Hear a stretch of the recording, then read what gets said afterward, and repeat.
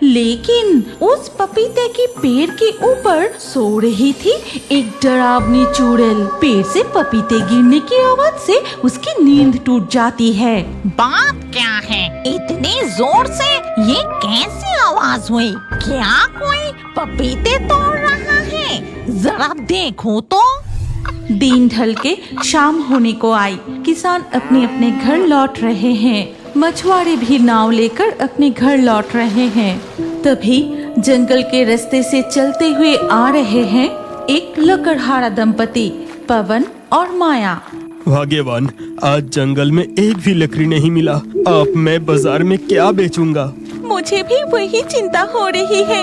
घर में जरा सा भी चावल नहीं है। सोचा था कल बाजार में लकड़ी बेचकर कुछ चावल खरीद कर लाएंगे, लेकिन अब क्या होगा? ये सब सोचते हुए वो चलते रहते हैं। ठीक तभी उनकी नाक में मीठे पक्के पपीते की खुशबू आती है। वो खुशबू मिलते ही माया रुक जाती है और कहती है, ए जी, कुछ पके हुए मीठे फलों की खुशबू आ रही है ना? हाँ, मुझे भी मिल रही है, लेकिन ये खुशबू किस तरफ से आ रही है? इसके बाद पवन और माया उस पपीते की खुशबू का पीछा करते हुए आगे बढ़ते हैं और थोड़ी दूर जाते ही उन्हें एक बहुत बड़ा पपीते का बगीचा दिखाई देता है और हर एक पेड़ पर बड़े बड़े साइज का पक्के पपीते लटक रहे हैं। अरे देखो भाग्यवान, वहाँ कितने सारे पपीते हैं। वो पपीते पूरी तरह पक चुके हैं। देखकर लग रहा है बहुत मीठे होंगे। चलो आज हम कुछ पपीते तोड़कर ले जाते हैं। हाँ, जंगल के इस पेड़ों से पपीते तोड़कर ले चलते हैं और तुम इन्हें बाजार में बेच देना। पवन सामने पड़ा एक पेड़ की डाल उठाकर पपीते तोड़ने लगता है, लेकिन उस पपीते की पेड़ के ऊपर सो रही थी एक डरावनी चुड़ैल। पेड़ से पपीते गिरने की आवाज से उसकी नींद टूट जाती है। बात क्या है, इतनी जोर से ये कैसी आवाज हुई? क्या कोई पपीते तोड़ रहा है? जरा देखो तो। चुड़ैल झांक कर देखती है कि दो लोग उसकी पेड़ से पपीते तोड़ रहे हैं। ये देखकर चुड़ैल झट से उनके सामने कूद पड़ती है। अरे बाप रे, ये तो चुड़ैल है। तुम लोगों की इतनी हिम्मत, मेरे बगीचे से पपीते चुराने आए हो? अब तुम लोगों को मैं माफ कीजिए, हम चोरी करने नहीं आए थे। हमें नहीं पता था कि ये पपीते की बगीचा आपका है। पपीते की खुशबू से हम यहाँ आ गए थे। सोचा था कुछ पक्के पपीते तोड़कर बाजार में बेचकर खाने को कुछ चावल खरीद कर ले आएंगे। हम बहुत गरीब हैं। इसके बाद माया अपनी गरीबी चुड़ैल को खोलकर बताती है। सब कुछ सुनकर चुड़ैल को उन पर बहुत दया आती है।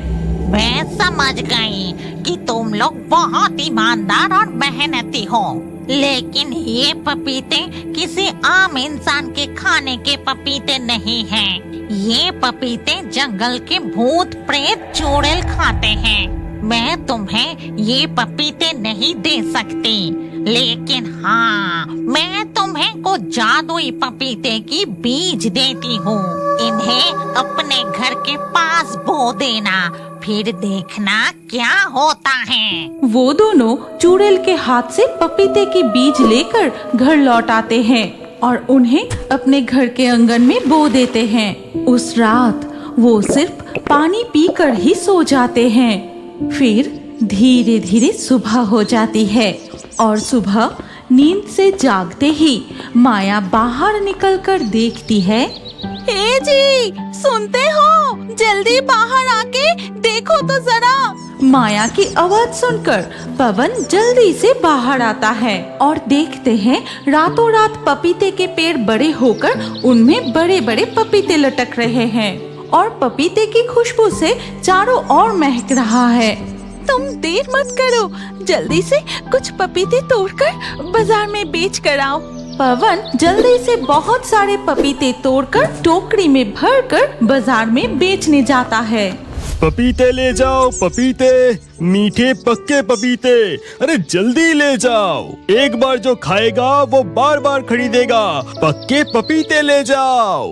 पलाश की टोकरी में रखे पपीते की खुशबू से पूरा बाजार महक उठता है और उसके टोकरी में ऐसे पक्के पपीते देखकर सब उसके पास आने लगते हैं।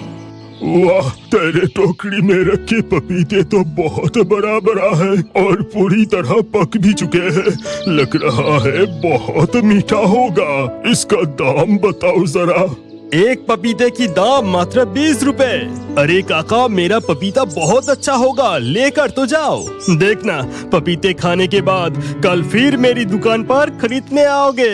इस तरह एक एक करके पवन के सारे पपीते बिक जाते हैं। फिर वो चाल, दाल, अनाज खरीद कर घर लौट आता है। भाग्यवान, देखो मैं कितने सारे सामान लाया हूँ। आज तरह तरह की खाना बनाओ। बहुत दिनों से स्वादिष्ट खाना नहीं खाया। हाँ हाँ, आज तरह तरह के पकवान बनाऊंगी। चलो अब अंदर चलो। इसके बाद वो दोनों अंदर चले जाते हैं। अगले दिन सुबह पवन फिर से टोकरी भर के पपीते लेकर बाजार जाता है। ले जाओ।